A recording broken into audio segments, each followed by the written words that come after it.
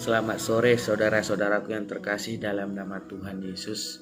Kini saya hadir di sore hari ini untuk membawakan renungan firman Tuhan yang saya sampaikan kepada saudara-saudara sekalian, agar setiap saudara sekalian mendengarkan dan merenungkan firman yang saya ucapkan menjadi berkat buat saudara secara pribadi.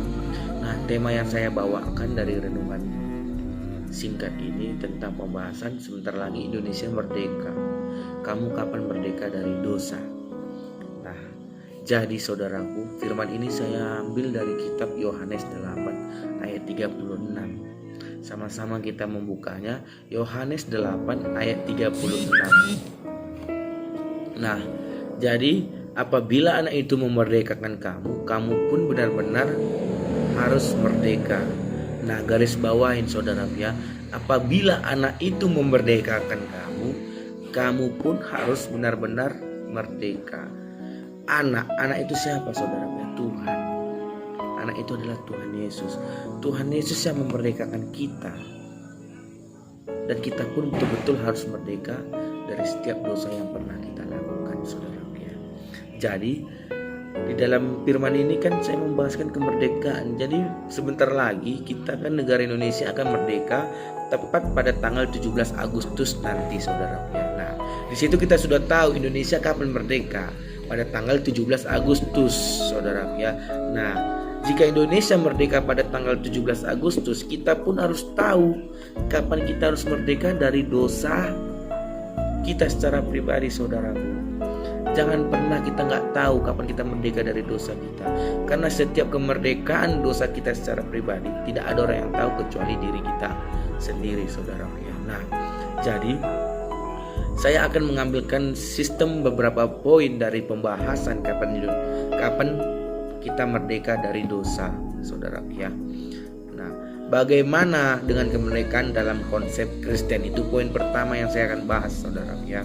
Konsep kemerdekaan Kristen sangatlah berbeda dengan konsep dunia. Pada umumnya, sebelum Yesus datang ke dunia dan berkorban di atas kayu salib, manusia adalah seteru dengan Allah. Manusia telah kehilangan kemuliaan Allah, tidak ada benar, tidak ada yang berbudi, dan tidak ada berakal budi saudara ya. Itu bisa saudara lihat di dalam Roma 3 ayat 23.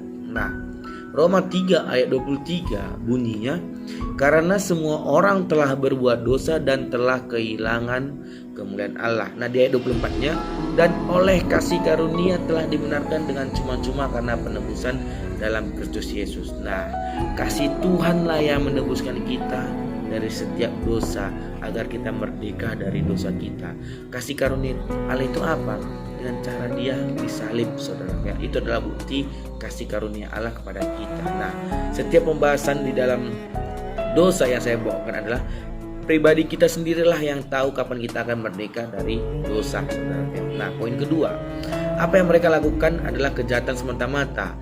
Kejadian 6 ayat 5 sampai 12. Nah, manusia dijajah bahkan diperbudak oleh dosa, sebab setiap orang yang melakukan dosa adalah hamba dosa. Nah, setiap orang yang melakukan dosa adalah hamba dosa. Nah, garis bawahin saudaraku, hamba itu adalah budak. Kalau di dunia pembantu saudara ya. Jadi, kalau kita sudah diperbudak oleh dosa, kalau kita akan merdeka dari dosa, kita tidak akan diperbudak oleh dosa lagi saudara, karena kita sudah merdeka dari dosa. Nah, dari poin ini tersebut, kapan kita akan merdeka dari dosa? Semua orang tidak tahu kapan kita akan merdeka dari dosa, tapi diri kita sendiri, pribadi kita sendiri yang tahu kapan kita akan merdeka dari dosa. Bayangkan saudara, 17 Agustus sebentar lagi. Kita tahu Indonesia merdeka kapan. Nah, pribadi saudara tahu pasti kapan pribadi saudara akan merdeka dari dosa. Nah, kalau kita sudah merdeka pun dari dosa, kita pun harus berani dan takut akan Tuhan. Sebab takut akan Tuhan adalah segala permulaan di dalam hidup saudara. Karena bayangkan saudara bagaimana kasih Tuhan. Dia rela disalib saudara ya, dicambuk, dipaku untuk menebus dosa kita. Kalau kita sudah ditebus Tuhan dosa kita sudah merdeka dari dosa yang pernah kita perbuat. Nah, firman ini mengajarkan kita agar kita layaknya sebagai ciptaan Tuhan, yang dijunjung tinggi di kemuliaan Allah. Memang kita betul, manusia yang diciptakan Tuhan adalah manusia dosa. Karena apa? Kita kan sudah keturunan dari Adam dan Hawa.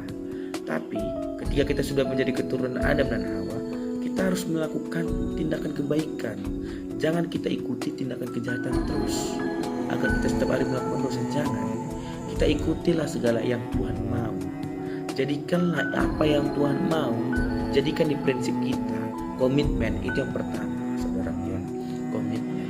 Selesai kita melakukan komitmen kita menjadi takut akan Tuhan. Jadi buat firman Tuhan hari ini, di sore hari ini, Indonesia merdeka, kita pun harus merdeka dari dosa. Oke saudara ya, sore hari firman sudah saya sampaikan. Kiranya orang yang mendengarkan dan merenungkan sangat memberkati di dalam pribadinya. Baik juga orang yang tidak mendengarkan, tetap Tuhan memberkati saudara dimanapun berada. Tuhan Yesus